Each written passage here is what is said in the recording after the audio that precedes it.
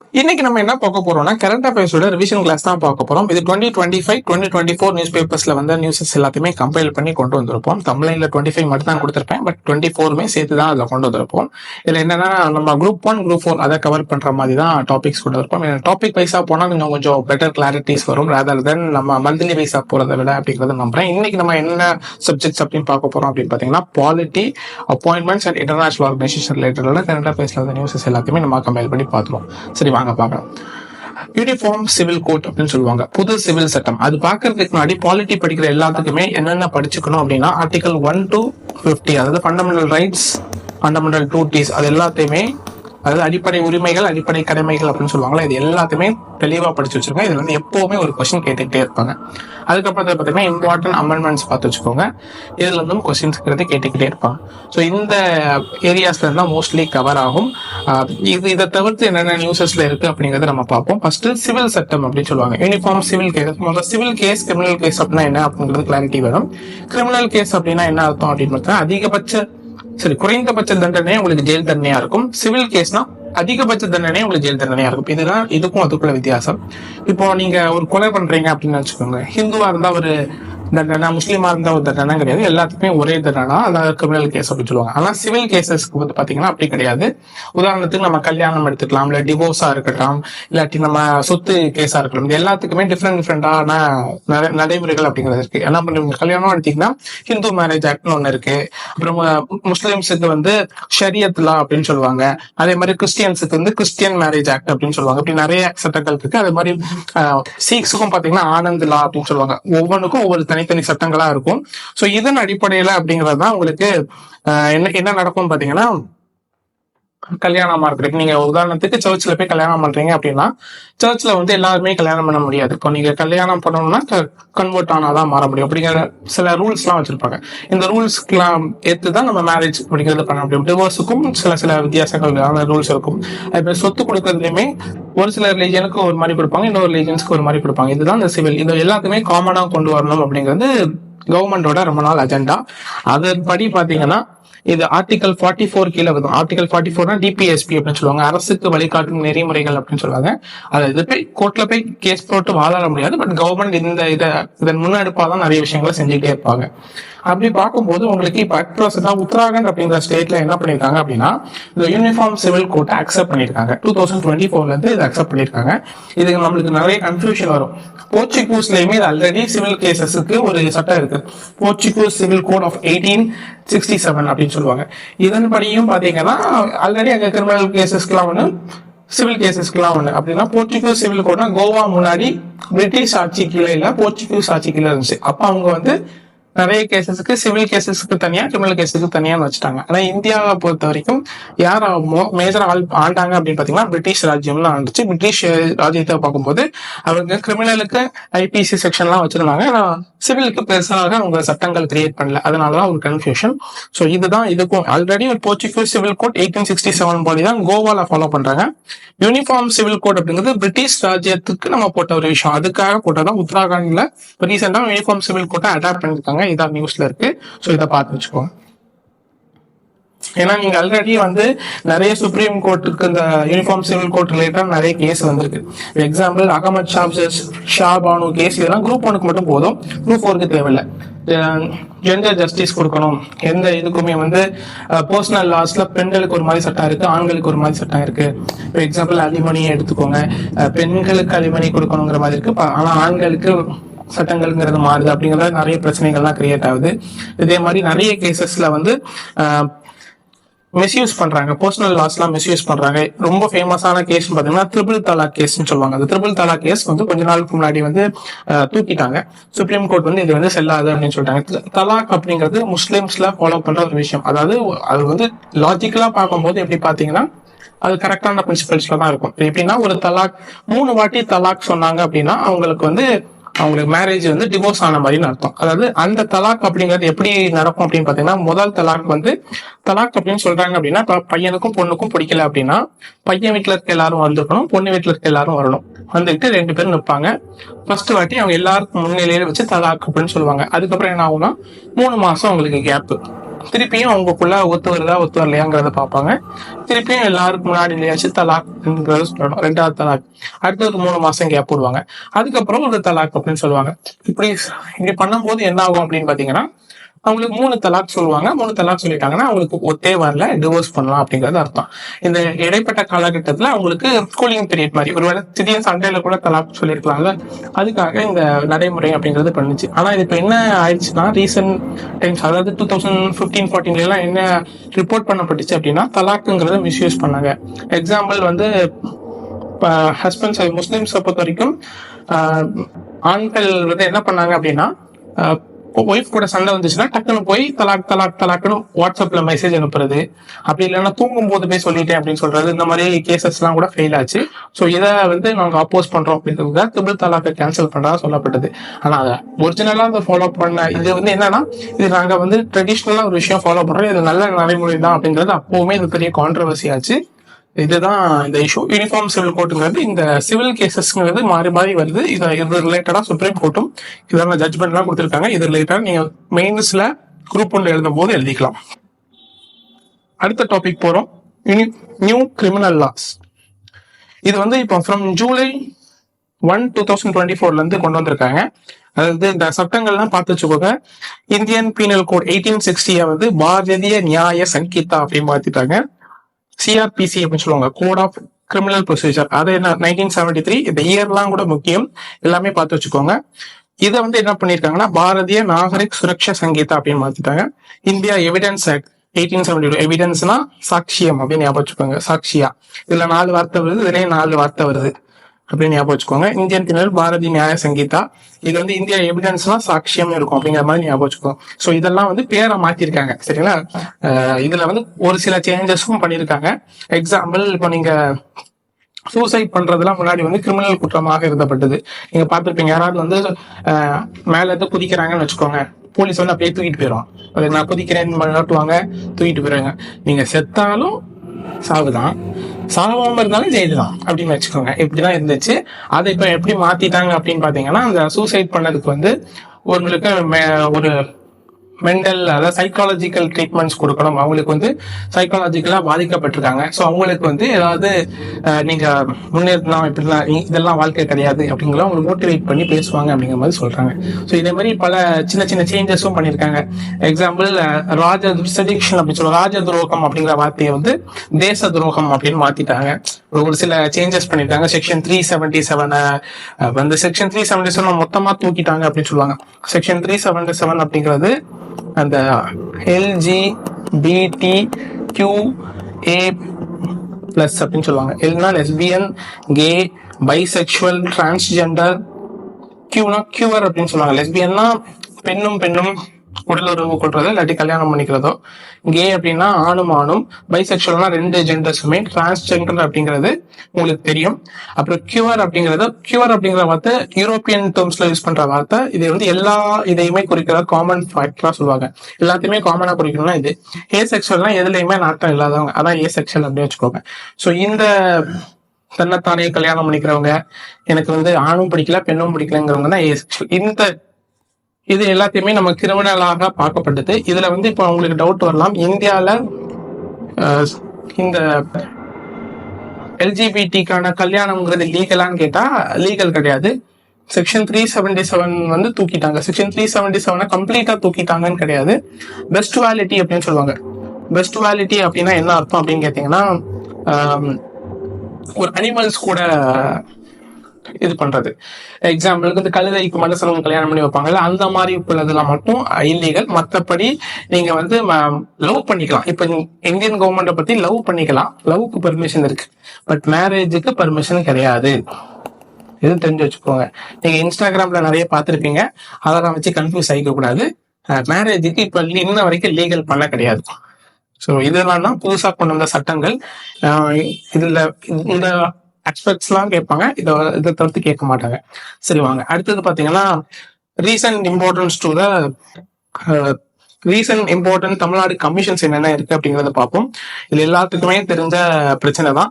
AK Rajan committee, அது வந்து நீட்டுக்காக போடப்பட்ட ஒரு கமிஷன். அதுக்கப்புறம் இது எல்லா கமிஷன்ஸுமே தமிழ்நாடு ரிலேட்டடான கமிஷன். ரொம்ப ரொம்ப ரொம்ப முக்கியமான கமிஷன்ஸா இருக்கும். பார்ப்போம். அடுத்தது T Venkatesan committee. T Venkatesan இது ஏ கே ராஜன் அடிக்கடி முதல்வர்கள்லாம் இதை சொல்லிக்கிட்டே இருப்பாரு. ஸோ நீட்டுக்கான போடப்பட்ட ஒரு கமிஷன். டி வெங்கடேசன் நீலகிரி கொள்ளூர்ல யானைகள் மனிதர்கள் மோதலுக்கான போடப்பட்ட கமிஷன்.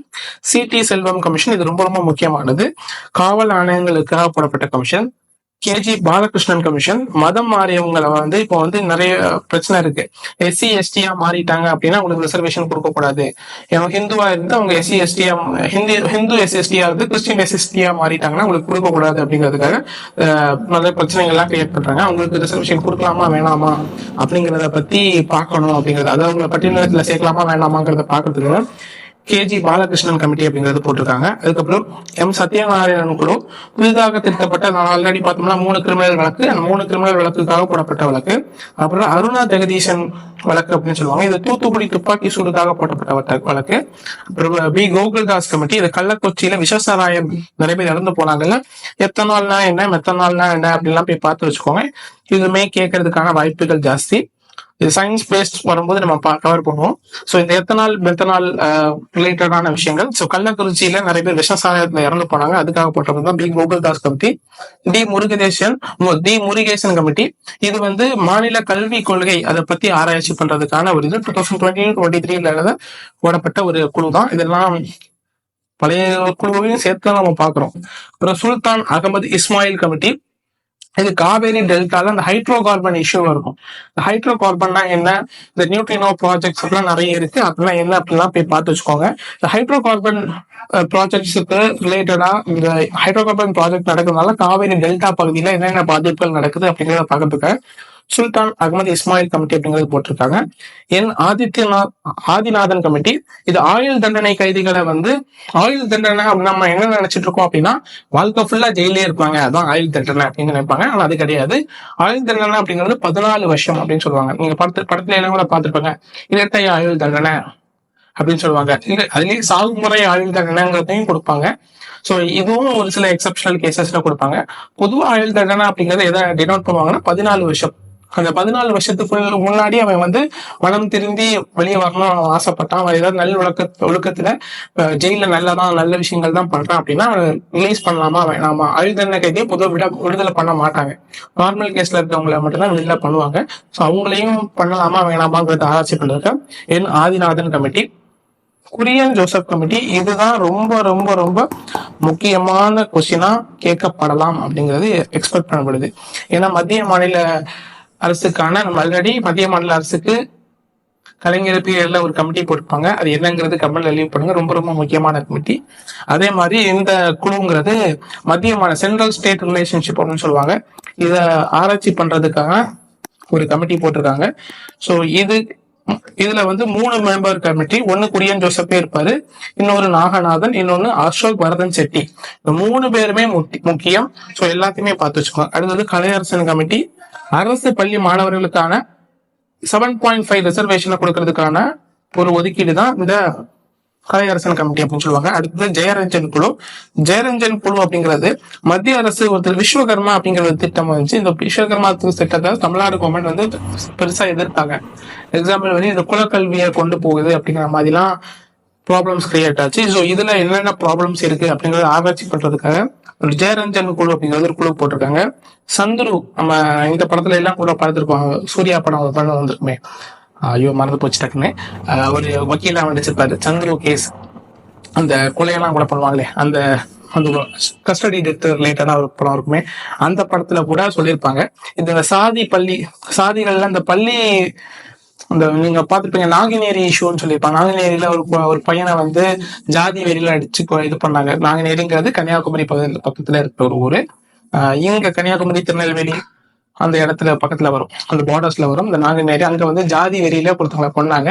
ஸோ அந்த ப்ராப்ளம்ஸை களை எடுக்கணும். ஸோ இந்த குழந்தைகள் மட்டும் ஜாதி எல்லாம் எப்படி ஊறி போயிருக்கு, அதை பத்தி என்ன, ஸ்கூல்ல எல்லாம் எப்படி இந்த கயிறு கட்டுறது, ஸ்கூல்ல இந்த கயிறு கட்டுறது அந்த பழக்கங்கள்லாம் இருக்கும், கலர் கயிறு கட்டுவாங்க, இந்த ஜாதி பழக்கங்கள்லாம் ஒழிக்கணும். ஸோ இதை எப்படிலாம் ஜாதி ஊடுருவி இருக்கு அப்படிங்கறத ஆராய்ச்சி பண்றதுக்காக சந்திர கமிட்டி போட்டிருக்காங்க. நம்மளுக்கு ஆன்லைன் ரம்மி நாயகன் யாருன்னு தெரியும், விட்டுருங்க. ஆன்லைன் ரம்மி ரிலேட்டடா நிறைய பேர் இறப்பு அப்படிங்கிறது நடந்துச்சு. ஸோ அதை பத்தியும் ஆராய்ச்சி பண்றதுக்காக சந்துரு கமிட்டி போட்டிருக்காங்க. அதை தவிர்த்து இப்போ ஜுனைல் கோம்ஸ் சிறுவர் சீர்திருத்த பள்ளி அப்படின்னு சொல்லுவாங்கல்ல, அதை பத்தியும் அதுல எப்படி எப்படி ஃபெசிலிட்டிஸ் இருக்கு, என்னென்ன ப்ராப்ளம்ஸ் இருக்கு, அவங்களாம் உண்மையில திருந்துவாங்களா அப்படிங்கிற எல்லாத்தையும் பத்தி ஆராய்ச்சி பண்றதுக்கும் அந்த சந்துரு குழு போட்டிருக்காங்க. சந்துரு குழு 3 விஷயத்துக்காக போடப்பட்டிருக்கு. ஸோ 3ஐயுமே நோட் பண்ணி வச்சுக்கோங்க. ஸோ இதுதான் தமிழ்நாட்டில் உள்ள முக்கியமான குழு. அடுத்தது பாத்தீங்கன்னா ஒன் நேஷன் ஒன் எலெக்ஷன் அப்படின்னு சொல்லுவாங்க. ஒரே நாடு ஒரே தேர்தல். இதை பத்தி நம்ம டீட்டெயிலா ஒரு வீடியோவும் போட்டிருக்கோம். இதுல நம்ம ரிவிஷன்னால கொஞ்சம் ஹைலைட்ஸ் மட்டும் பார்த்துருவோம். இது 129 கான்ஸ்டியூஷன் அமெண்ட்மெண்ட் பில் அப்படின்னு சொல்லுவாங்க. பில்லுக்கும் ஆக்டுக்கும் என்ன வித்தியாசம் அப்படின்னா, பில் அப்படிங்கிறது பிரசிடென்ட் கையெழுத்து போடாத வரைக்கும் அதுக்கு பேர் பில். பிரசிடென்ட் கையெழுத்து போட்டாங்கன்னா அதுக்கு பேர் ஆக்ட் அப்படின்னு சொல்லுவாங்க. லோக்சபால இருந்தாலும் இல்ல ராஜ்யசபால இருந்தாலும் அதுக்கு பேர் பில் அப்படின்னு சொல்லுவாங்க. இப்போதைக்கு இது பில்லா தான் இருக்கு. 129 கான்ஸ்டியூஷன் அமெண்ட்மெண்ட் பில் ரொம்ப ரொம்ப ரொம்ப முக்கியமானது. கான்ஸ்டியூஷன்லாம் அரசியலமைப்பு சட்ட திருத்தம் அப்படின்னு சொல்லுவாங்க. இது மசோதாவா தான் இருக்கு. எப்போ மசோதா சட்டமா மாறுது அப்படிங்கறத பொறுத்து தான் நம்மளுக்கு சட்டமா மசோதாவா அப்படிங்கிற. பில்லுனா மசோதா, ஆக்ட்னா சட்டம், அவ்வளவுதான். இதுல புதுசா ஒரு ஆர்டிகிளா சேர்க்கலாம்னு சொல்லியிருக்காங்க. Article 82A. அந்த ஆர்டிகல் 82A என்ன சொல்ல வருது அப்படின்னா, 5 வருஷத்துல எலெக்ஷன் வருது, 3 வருஷத்துல கொலாப்ஸ் ஆயிடுச்சுன்னா மீதி இருக்க 2 வருஷத்துக்கான எலெக்ஷன்லாம் அடுத்தது நடக்கும். திருப்பி புதுசா 5 வருஷத்துக்கான எலெக்ஷன் நடக்குது. எக்ஸாம்பிள் இப்போ பிஜேபி கவர்மெண்ட் இருக்கு அப்படின்னு வச்சுப்போம். 3 இயர்ஸ்ல பிஜேபி கவர்மெண்ட் இருக்கு. இப்போ 3 இயர்ஸ்ல அது கவுந்துருச்சுன்னு வச்சுப்போம். ஒரு எக்ஸாம்பிள் 3 இயர்ஸ்ல அது கவுந்துருச்சு அப்படின்னு வச்சுக்கோங்க. அடுத்த மீதி இருக்க 2 வருஷத்துக்கான எலெக்ஷன்னா அப்போ 5 வருஷம் கரெக்டா, 3 வருஷத்துக்கு பிஜேபிக்கு வந்துச்சு, மீதி இருக்க 2 வருஷம். அப்போ இப்போ அடுத்த எலெக்ஷன்ல காங்கிரஸ் ஜெயிச்சிருச்சு அப்படின்னா 5 வருஷமும் காங்கிரஸ் ரூல் பண்ண முடியுமானா முடியாது. 2 வருஷம் மட்டும் தான் காங்கிரஸ் ரூல் பண்ணணும். அடுக்கிறது திருப்பி ஃப்ரெஷ் எலெக்ஷன்ஸ் இருக்கும். ஸோ இது இந்த கண்டினியூட்டி, அந்த ஒன் நேஷன் ஒன் எலெக்ஷன்ல கண்டினியூட்டியை கொண்டு போகணும் அப்படிங்கிறதுக்கு ஆர்டிகல் 82A கொண்டு வரலாம் அப்படிங்கிற மாதிரி பிளான் பண்ணியிருக்காங்க. இதுல ஒன் நேஷன் ஒன் எலெக்ஷன் இருக்கிறதுனால நம்மளுக்கு என்னென்ன ஆர்டிகல்ஸ் எல்லாம் படிச்சு வைக்கணும் அப்படிங்கிறது முக்கியம். ஆர்டிகல் 83, ஆர்டிகல் 172, ஆர்டிகல் 83ங்கிறது மக்களவை காலத்தை குறிக்கிறது, அது 5 வருஷம் அப்படிங்கிறது சொல்றது. ஆர்டிகல் 172 நம்ம ஸ்டேட் லெஜிஸ்லேட்டிவ் அப்படின்னு சொல்லுவாங்கல்ல, நம்ம மாநில சட்டமன்றம், சட்டமன்றத்தோட காலகட்டத்தை குறிக்கிறது, அதுவும் 5 வருஷம் தான். அதுமாதிரி article 327 power of parliament over the state elections. நமக்கு தெரியும் எலெக்ஷன் கமிஷன் ஆஃப் இந்தியா அப்படின்னா ஸ்டேட் எம்பி எலெக்ஷனும் சரி, எம்எல்ஏ எலெக்ஷன், இந்த 2 எலெக்ஷனுமே கண்டக்ட் பண்றது யாருன்னு பாத்தீங்கன்னா எலெக்ஷன் கமிஷன் ஆஃப் இந்தியா தான். ஸோ இதுலேயே உங்களுக்கு கிளாரிட்டி சொல்றோம். பார்லிமெண்ட்டுக்கு ரொம்ப பவர் இருக்கு. அதே மாதிரி ஆர்டிகல் 324A இது என்னன்னா, இது லோக்கல் பாடி எலெக்ஷன்ஸையுமே ஜெனரல் எலெக்ஷன்ஸ்ல கொண்டு வரலாமாங்கிறதையும் இன்னும் பண்ணிக்கிட்டு தான் இருக்காங்க. அதுவுமே ஒரு ப்ரொபோஸா பண்ணிருக்காங்க. ஸோ என்ன அப்படிங்கிறது நம்ம சட்டமா வரும்போது தான் நம்மளுக்கு தெரியும், அது வரைக்கும் தெரியாது. ஆர்டிகல் 356 அப்படிங்கிறது என்ன அப்படின்னு பாத்தீங்கன்னா, local body election, panchayat election, உங்க ஒரு கவுன்சிலர்லாம் இருக்குல்ல, அந்த இதுதான், அதையுமே கொண்டு வரலாம் அப்படிங்கிறது ஆர்டிகல் 324A. ஏன்னா பொதுவா ஆர்டிகல் இந்த கேபிட்டல் லெட்டர்ல போட்டாங்க அப்படின்னா இது புதுசா ஒரு ஆர்டிகிளை சேர்க்கறாங்கன்னு அர்த்தம். அது தெரிஞ்சு வச்சுக்கோங்க. ஆர்டிகல் 356 அப்படின்னா என்ன பாத்தீங்கன்னா, ஜனாதிபதி ஆட்சி, அதாவது பிரசிடென்ட் ரூல் ரிலேட்டடான ஆர்டிகல். இதுமே ஏன்னா பிரசிடென்ட் நிறைய இடத்துல ஆட்சிக்கு அப்புறம் அப்ப என்னென்ன பிரச்சனை கிரியேட் ஆகும் அதையுமே நம்ம சேஞ்சஸ் பண்ண வேண்டியதா இருக்கு அப்படிங்கறது சொல்லியிருக்காங்க. இதுதான் ஒன் நேஷன் ஒன் எலெக்ஷனுக்கான நியூஸஸ். அடுத்தது போயிடுவோம். இப்ப ரீசெண்டா பிரசிடென்ட் ரூல் போட்டிருக்காங்க மணிப்பூர்ல பிரசிடென்ட் ரூல் போட்டிருக்கிறதுனால நம்மளுக்கு தெரியும் மெய்தீஸ் அண்ட் குக்கீஸ் அப்படிங்கிற 2 இனத்துக்கான சண்டை. அங்க மெய்தீஸ் அப்படிங்கிறவங்க குக்கீஸ் அப்படிங்கிறவங்க கிறிஸ்டியனா இருக்காங்க, மெய்தீஸ்ங்கிறவங்க ஹிந்துவா இருக்காங்க. இவங்க எஸ்சி எஸ்டியா இருக்காங்க, இவங்க ஓபிசி கம்யூனிட்டியா இருக்காங்க. இதுல என்ன பிரச்சனை அப்படின்னு பாத்தீங்கன்னா, மணிப்பூர் அப்படிங்கிற ஏரியாஸ் பார்க்கும்போது 80% லேண்ட் பிளெயின் ஏரியா அப்படின்னு சொல்லுவாங்க. சரி, 80% ஏரியா மவுண்டைன் ஏரியா அப்படின்னு சொல்லுவாங்க. மவுண்டைன் ஏரியாவா இருக்கு. 20% ஏரியாஸ் பாத்தீங்கன்னா பிளெயின் ஏரியா சமவெளிகள். இது மலை பகுதிகளா இருக்கு, சமவெளிகளா இருக்கு. சோ இந்த 80%, ஆனா பாப்புலேஷன் பொறுத்த வரைக்கும் இந்த மெய்தீஸ்ங்கிறவங்க அதிக பாப்புலேஷன் தான் இருக்காங்க. குக்கீஸ்ங்கிறவங்க பாப்புலேஷன் கம்மியா தான் இருக்காங்க, ஒரு 20% தான் இருக்காங்க அப்படின்னு சொல்லுவாங்க. அதை தவிர்த்து நாகாஸ் நிறைய கம்யூனிட்டிஸ் தான் இருக்காங்க, அதுதான் ரொம்ப முக்கியம். இல்லை இப்போ இந்த என்ன பிரச்சனை அப்படின்னு பாத்தீங்கன்னா, நீங்க இந்த கேள்விப்பட்டிருக்கீங்க பஞ்சமி நில சட்டம் சொல்லுவாங்க. இந்த பஞ்சமி நில சட்டம் அப்படின்னா என்ன, ஒரு எஸ்சி எஸ்டியோட லேண்டை இன்னொரு எஸ்சி எஸ்டி தான் வாங்க முடியும். அதுக்காக நான் எங்க வீட்டு பக்கத்துல ஒருத்தவங்கள்ட்ட வாங்கிட்டேன் பிரச்சனையான்னு கேட்டா அது கிடையாது. பஞ்சமி நிலம்ங்கிறது பிரிட்டிஷ் ஆட்சி காலத்துல கொடுக்கப்பட்டதுதான், அந்த கொடுக்கப்பட்ட நிலங்களா இருக்கும். அந்த நிலம் தான் பஞ்சமி நிலம் அப்படின்னு சொல்லுவாங்க. அந்த நிலங்கள் யார் வாங்க முடியும்னா எஸ்சி எஸ்டி தான் வாங்க முடியும். அப்ப இந்த 80% ஆஃப் லேண்ட் அப்படிங்கிறது சொல்றேன்ல, இந்த மலை பிரதேசத்துல நிறைய நம்ம எஸ்சி எஸ்டியா இருக்கிறதுனால கூக்கீஸ் வந்து லேண்ட் வாங்குறாங்க. இப்போ கூக்கீஸ் கொஞ்சம் காசுங்கிறது நிறைய கிடைக்குது. அவங்க அதனால என்ன பண்றாங்க அப்படின்னா இந்த பிளெயின் ஏரியாஸ்ல வந்து கொஞ்சம் லேண்ட்ஸையுமே வாங்குறாங்க. இவங்களால இந்த அதாவது கூக்கீஸ்னால மெய்தீஸோட லேண்டை வாங்க முடியும், ஆனா மெய்தீஸால கூக்கீஸோட லேண்டை வாங்க முடியாது. அதாவது நீங்க எஸ்சி எஸ்டி லேண்டை நீங்க வாங்க முடியாது, ஆனா அவங்க நினைச்சா உங்க லேண்டை வாங்கலாம். இதுதான் அந்த வித்தியாசம். ஸோ இதனால என்ன ஆகுதுன்னா கூக்கீஸ் வந்து என்ன ஆல்ரெடி 80% ஆஃப் லேண்ட்ல இருக்காங்க. இவங்க இந்த இடத்துல வந்து பிளெயின் ஏரியாஸ்ல லேண்ட் வாங்கும் போது பிரச்சனை வருது. சிம்பிளா புரிஞ்சுக்கலாம், நம்ம ஏரியால எல்லாம் நிறைய பேர் ஹிந்திக்காரங்க எல்லாம் வந்து லேண்ட் வாங்குறாங்கல்ல, அந்த மாதிரி தான் மெயின் ஏரியாஸ்ல லேண்ட் வாங்கும்போது நம்மளுக்கு அப்படியே ஒரு சலசலப்பு கிரியேட் ஆகலாம். அதே சலசலப்பு தான் இங்கேயும் கிரியேட் ஆயிருக்கு. சரி, ஓகே.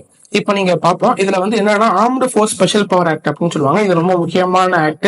இது 1958 கொண்டு வந்தப்பட்ட ஆக்ட். இந்த இதன் மூலமா யாரை வேணாலும் எப்பனாலும் அரெஸ்ட் பண்ணலாம், சுடலாம் அப்படிங்கிற மாதிரி பல ஒரு கொடூரமான சட்டம் தான் இந்த armed force special power act. இது ஆர்ம்டு ஃபோர்ஸ்க்கு ஒரு ஏன்னா அவங்களுக்கு அந்த ஏரியால பாதுகாப்பு இருக்காது, அவங்களுக்கு ஒரு ஃபுல் பவர் கொடுத்தாதான் அவங்களால அங்க செயல்பட முடியுங்கிறதுக்காக இது கொண்டு வந்தப்பட்டது. இது 1958 கொண்டு வந்தது. இப்போ என்ன பிரச்சனை அப்படின்னா பிரசிடென்ட் ரூல் போட்டிருக்காங்க அப்படின்னா ஜனாதிபதி ஆட்சி போட்டிருக்காங்க. கவர்னர் தான் ஆக்சுவலா ஜனாதிபதி வந்து ரூல் பண்ண மாட்டாரு, கவர்னர் ஆட்சி தாங்க நடக்கும். பிரசிடென்ட் பேர்ல கவர்னர் ஆட்சி பண்ணுவார். இங்க 11வது வாட்டி போட்டிருக்காங்க. இதுதான் மோஸ்ட் நம்பர் ஆஃப் டைம்ஸ் அப்படின்னு சொல்றாங்க. யூபி இதை தவிர அதுக்கு அடுத்தபடியா பாத்தீங்கன்னா யூபி, அதுக்கு அடுத்து பாத்தீங்கன்னா பஞ்சாப் மாதிரி ஸ்டேட்ஸ் எல்லாம் இருக்கு. இப்போ கரண்ட் கவர்னரா இருக்கிறது யாருன்னு பாத்தீங்கன்னா அஜய் குமார் பல்லா அப்படிங்கிறவர் தான் கரண்ட் கவர்னரா இருக்காரு. நீங்க அப்படி ஞாபகம் வச்சுக்கிறது பல்லேல டான்ஸ் போட்டு ஆடுறாரு அப்படின்னு கூட ஞாபகம் வச்சுக்கோங்க. அப்புறம் சிஎம் ஆஃப் மணிப்பூர் பழைய சிஎம், இப்போ அவர் சிஎம் கிடையாது, இப்போ கரண்ட் சிஎம் தான். இல்லைன்னா இப்ப கவர்னர் ஆட்சி நடக்கிறாரு, அவர் சிஎம்மா இருக்க முடியாது. பைரன் சிங், இந்த பைரன் சிங் இது ஏன் கான்ட்ரவர்சி ஆச்சுன்னா பைரன் சிங்கே ஒரு மேத்தி கம்யூனிட்டி சேர்ந்தவர். ஸோ இது ஒரு ப்ராப்ளம்ஸ்மே அங்க கிரியேட் ஆகுது. சரி, பார்த்து வச்சுக்கோங்க. ஆர்டிகல் 356 நம்ம ஆல்ரெடி பார்த்தோம், பிரசன்ட் ரூலுக்கு ரிலேட்டடான ஆர்டிகல். அதை நம்ம இதுலயும் நம்ம திருப்பி பார்த்துக்கணும். ஓகே, அடுத்தது வந்து இம்பார்ட்டன்ட் அப்பாயின்மெண்ட்ஸ் பார்க்க போறோம். இம்பார்ட்டன்ட் அப்பாயின்மெண்ட்ஸ்ல நம்ம நியூஸ்ல பாக்குற எல்லா விஷயத்தையும் நம்ம இப்ப கரண்டா வந்த அப்பாயின்மெண்ட்ஸ், முக்கியமான அப்பாயின்மெண்ட்ஸ் மட்டும் தான் பார்க்க போறோம். இதுல பாத்தீங்கன்னா 52nd chief justice of India யாருன்னு பாத்தீங்கன்னா பூஷன் ராமகிருஷ்ண கவாய் அப்படிங்கிறவரு. அப்புறம் chief election commissioner of India யார் பார்த்தீங்கன்னா ஞானேஷ் குமார். அதே மாதிரி 47th பிரசிடென்ட் ஆஃப் யூஎஸ்ஏ, இது தெரியலன்னா அவ்வளவுதான், போயிட வேண்டியதான், Donald Trump. Vice president of USA JD Vance. ஏன்னா ஜேடி வான்ஸ் இந்தியாவுக்கு விசிட் பண்ணாரு, அப்பதான் இந்த பஹல்காம் அட்டாக்லாம் நடந்துச்சு. ஸோ அதனால இந்த ஜேடி வான்ஸும் முக்கியத்துவம் பண்றாரு. புதுசா ஒரு போப் எடுத்திருக்காங்க. போப் பழைய போப் இறந்து போயிடாரு, அவரோட பேர் தெரிஞ்சதுன்னா கமெண்ட்ல லீவ் பண்ணுங்க. ராபர்ட் பிரான்சிஸ் பிரபஸ் அப்படிங்கிறது தான் புதுசா வந்த போப்பா இருக்கிறாரு. அடுத்தது ஆர்பிஐ கவர்னரா சஞ்சய் மல்ஹோத்ரா அப்படிங்கிறத சூஸ் பண்ணியிருக்காங்க. ஐஎஸ்ஆர்ஓ சேர்மனா வி நாராயணன் அப்படிங்கிறத சூஸ் பண்ணியிருக்காங்க. செபியோட சேர்மனா துஹின் கண்டே பாண்டே, துணியை வச்சு தொடச்சு பாருங்க கூட ஞாபகம் வச்சுக்கோங்க. யூபிஎஸ்சியோட சேர்மனா அஜய் குமார் அப்படிங்கிறத சூஸ் பண்ணியிருக்காங்க. 16th finance commission chairman Arvind Panagariya. ஃபினான்ஸ்னா ரொம்ப பணம் இருக்கும் அப்படிங்கிறது ஞாபகம் வச்சுக்கோங்க. இது ஒரு 3 முக்கியமான நியூஸ். சேர்மன் ஆஃப் ஐசிசி நம்மளுக்கு தெரியும் ஜெய்ஷா, ஐபிஎல் எல்லாம் பார்க்க உங்களுக்கு தெரியும், அமித்ஷாவோட பையன் தான் ஜெய்ஷா, அவர் தான் ஐசிசியோட சேர்மன் ஆயிட்டாரு. அப்புறம் சேர்மன் ஆஃப் தமிழ்நாடு இயல் இசை நாடக சபா, இதுக்கு வந்து வாகை சந்திரசேகர், ரொம்ப முக்கியமானது. 23rd law commission of India Dinesh Maheshwari அப்படிங்கிறவரு. அதுக்கப்புறம் பாத்தீங்கன்னா chairman of national human rights commission, இதுக்கு வந்து ராமசுப்ரமணியம் அப்படிங்கிறத சூஸ் பண்ணியிருக்காங்க. எலெக்ஷன் கமிஷனர் ஆஃப் இந்தியா, அதாவது நம்ம ஃபர்ஸ்ட் பார்த்தது பாத்தீங்கன்னா சீஃப் எலெக்ஷன் கமிஷனர், எங்கேயோ பார்த்தோம்னா சீஃப் எலெக்ஷன் கமிஷனர் வந்து ஞானேஷ் குமார். இது வந்து பாத்தீங்கன்னா விவேக் குமார் ஜோஷிங்கிறது இப்போ election commissioner of India, chief election commissioner of India, அப்புறம் ரெண்டு எலெக்ஷன் கமிஷனர் இருப்பாங்க. ஸோ அந்த எலெக்ஷன் கமிஷனர் விவேக் ஜோஷின்னு ஒருத்தவர், சுக்பீர் சிங் சந்து அப்படிங்கிற 2 பேர் தான் எலெக்ஷன் கமிஷனர் ஆஃப் இந்தியா வந்திருக்காங்க. அதே மாதிரி சிஎம் ஆஃப் டெல்லி வந்து ரேகா குப்தா அவங்க சூஸ் பண்ணியிருக்காங்க. பிரின்சிபல் செக்ரட்டரி சக்திகாந்த தாஸ், நம்ம கேள்விப்பட்டிருப்போம், பழைய ஆர்பிஐ கவர்னரா இருந்தாரு. ஸோ சக்திகாந்த தாஸ் தான் பிரின்சிபல் செக்ரட்டரி 2. பிரின்சிபல் செக்ரட்டரி அப்படின்னா பிரைம் மினிஸ்டருக்கு செக்ரட்டரியா இருப்பாங்க. இது பிரின்சிபல் செக்ரட்டரி 2 சக்திகாந்த தாஸ் எடுத்திருக்காங்க. அப்புறம் chief justice of Madras high court யாருன்னு பாத்தீங்கன்னா ஸ்ரீராமா அப்படின்னு ஞாபகம் வச்சுக்கோங்க. ஸ்ரீராமரை எதிர்த்தாலும் ஹைகோர்ட் ஜட்ஜி ஸ்ரீராமர் தான் அப்படின்னு ஞாபகம் வச்சுக்கோங்க. அட்வொகேட் ஜெனரலும் அவரு பேரும் ராமன் தான், ஸ்ரீராமன் வெறும் ராமன் ஞாபகம் வச்சுக்கோங்க. லோகாயுக்தா சேர்மன் ஆஃப் லோகாயுக்தா தமிழ்நாடு ராஜா மாணிக்க கல்வி வேணும்னா லோலோன் அலையன் அப்படின்னு கூட ஞாபகம் வச்சுக்கோங்க. அப்புறம் chairman of Tamil Nadu state human rights commission Manikumar sorry human rights commission நிறைய மனிதாபிமானம் வேணும், அதான் மணிக்குமார் அப்படின்னு ஞாபகம் வச்சுக்கோங்க. 50th chief secretary of Tamil Nadu Muruganandam, Muruga அப்படின்னு ஞாபகம் வச்சுக்கோங்க, சாமி பேரா இருக்கு. அப்புறம் தமிழ்நாடோட வக்ஃப் போர்டோட சேர்மன் யார் மட்டும் நவாஸ் கனி, கேள்விப்பட்டிருப்பீங்கன்னு நினைக்கிறேன், நவாஸ் கனி. அதுக்கப்புறம் chief electoral officers of Tamil Nadu Archana, இது ரொம்ப முக்கியமானது, அர்ச்சனா பட்நாயக் அப்படிங்கிறவங்க. Chairman of Tamil Nadu SC/ST commission Tamil Vanan. Private secretary of PM Nidhi Tiwari. அடுத்தது பார்த்தீங்கன்னா சேர்மன் ஆஃப் FCA ஃபுட்டுக்கு அக்னி போடுவாங்க, அக்னி ஓத்திரி அப்படி இருந்தாதான் எரியும் அப்படிங்கிற மாதிரி ஞாபகம் வச்சுக்கோங்க. SSC வந்து கோபால கிருஷ்ணன். அடுத்தது தமிழ்நாடு உமன் கமிஷன் சேர்மன் வந்து AS குமாரி பாட்டு வச்சுக்கோங்களேன், அதை வச்சுக்கோங்க ஞாபகம் வச்சுக்கோங்க. TNPSCயோட chairman Prabhakar.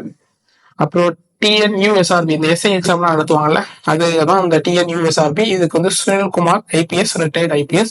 Wise chairman of state planning commission நம்ம சின்ன முதல்வர் உதயநிதி ஸ்டாலின்.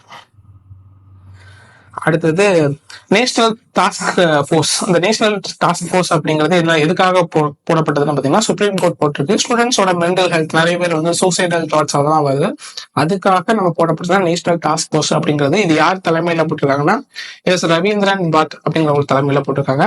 அப்புறம் யூனிஃபைடு பென்ஷன் ஸ்கீம் அப்படிங்கிறது போட்டிருக்காங்க. அதாவது பென்ஷன் பழைய பென்ஷன் திட்டம் அப்படிலாம் சொல்லுவாங்கல்ல, அது வந்து ரொம்ப நாள் டிமாண்டா இருக்கு. ஸோ அதை பத்தி ஆராய்ச்சி பண்றதுக்காக TV சோமநாதன் கமிட்டி அப்படிங்கிறதும் போட்டிருக்காங்க. இதெல்லாம் தான் முக்கியமான கமிட்டிஸ், எல்லாமே நோட் பண்ணி வச்சுக்கோங்க. மோஸ்ட்லி இதுல இருந்து ஏதாவது கொஸ்டின் கேட்கறதுக்கான பாசிபிலிட்டிஸ் ஜாஸ்தி. அதுக்கடுத்து பார்த்தீங்கன்னா ட்ரைப்ஸ் இன் எலக்டோரல் ரூல்ஸ். முக்கியமான ரெண்டு ட்ரைப்ஸ் இந்த ஷோம்பன் ட்ரைப்ஸ் அப்படின்னு சொல்லுவாங்க, இன்னொரு ஜார்வா ட்ரைப்ஸ். இந்த ரெண்டு ட்ரைப்ஸுமே எங்க உள்ளவங்க பார்த்தீங்கன்னா அந்தமான் நிக்கோபாரை சார்ந்த ட்ரைப்ஸ் தான். இந்த அந்தமான் நிக்கோபார் அப்படிங்கிறதுனால இவங்க ஏன் இது முக்கியத்துவம் பண்றாங்க பார்த்தா, இப்பதான் இவங்க தான் ஃபர்ஸ்ட் டைமா ஓட்டு போட்டிருக்காங்க. அதுல இருந்து ஒரு 19 பேர், இதுல இருந்து ஒரு 7 பேர், சரிங்களா? 19 பேர் வந்து ஜார்வா ட்ரைப்ஸ் வந்து, 7 பேர் வந்து ஷோம்பன் ட்ரைப்ஸ்ல இருந்து எலெக்ஷனுக்கு ஓட்டு போட்டிருக்காங்க, அவ்வளவுதான். சோ அதனால இவங்க முக்கியத்துவம் பண்றாங்க. சோ இதை பத்தி நீங்க பார்த்து வச்சுக்கோங்க. அதுக்கு அடுத்தது பாத்தீங்கன்னா, இப்ப கடைசியா நடந்த லோக்சபா எலெக்ஷன்ஸோட ஹைலைட்ஸ், அது என்னென்ன இருக்கு அப்படிங்கறத பார்ப்போம். ஃபர்ஸ்ட் மொத்த டோட்டல் ஓட்டு இது பாத்தீங்கன்னா 65.79% வந்து ஓட்டு அப்படிங்கிறது போலாயிருக்கு. இதுல வந்து அதிகபட்ச ரெக்கார்ட் எந்த ஸ்டேட்ல எந்த ஊர்ல அதிக ரெக்கார்ட் பாத்தீங்கன்னா 84% வந்து லட்சத்தீப்ல தான் அதிகமா வந்திருக்கு. அதுக்கு அடுத்தது பாத்தீங்கன்னா அஸ்ஸாம்ல 81%. லோவஸ்ட் எங்கன்னு பாத்தீங்கன்னா பீகார்ல 56.19%. இதுல வந்து NDA கூட்டணி, அதாவது BJP கூட்டணி 293 சீட்ஸ் ஜெயிச்சிருக்காங்க. ஆப்போசிஷன் இந்தியா பிளாக், ஸ்டாலினா இருக்கட்டும், ராகுல் காந்தியா இருக்கட்டும், அவங்க எல்லாம் சேர்ந்து ஒரு குழு போட்டாங்க, அதோட 234 சீட்ஸ் ஜெயிச்சாங்க. இதுல வந்து அதிக விமன் எம்பிஸ் வச்சிருக்கிறது பாத்தீங்கன்னா திரிணாமுல் காங்கிரஸ். அதனால வெஸ்ட் பெங்கால் தான் அதிக விமன் எம்பிஸ் வச்சிருக்காங்க அப்படிங்கிறது.